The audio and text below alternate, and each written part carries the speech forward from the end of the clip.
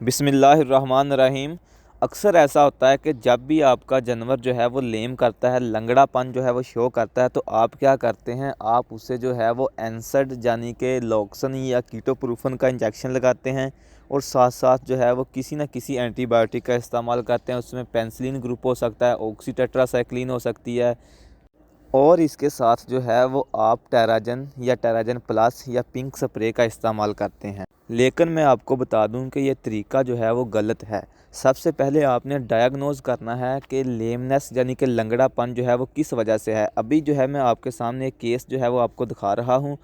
आप देख के हैरान रह जाएंगे कि 5 मिनट के अंदर अंदर जो है वो एनिमल किस तरह जो है वो रिकवर हो गया है।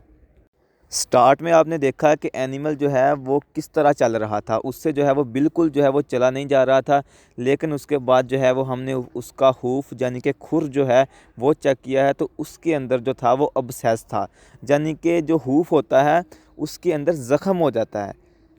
तो अगर हूफ के अंदर ज़ख़म है तो आप जो है वो ऊपर से जितने मर्ज़ी इंजेक्शन लगाते जाएं तो कभी भी जो है वो आपका एनिमल जो है वो ठीक नहीं होगा, जब तक आप उसे जो है वो ब्लॉक नहीं लगाएंगे। ब्लॉक भी जो है वो आपके सामने इस वीडियो में लगा के आपको बताया है।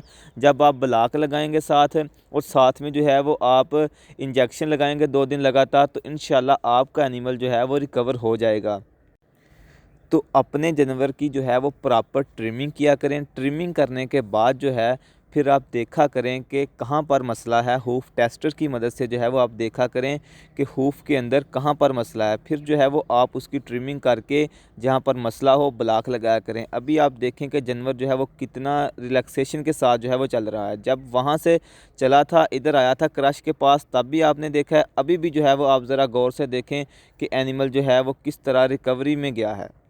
अगर आपके फार्म पर भी जो है वो एनिमल लंगड़ेपन का शिकार हैं, आप इंजेक्शन लगा लगा के थक गए हैं, तो एक दफ़ा उनकी ट्रिमिंग जो है वो लाजमी करवाएं।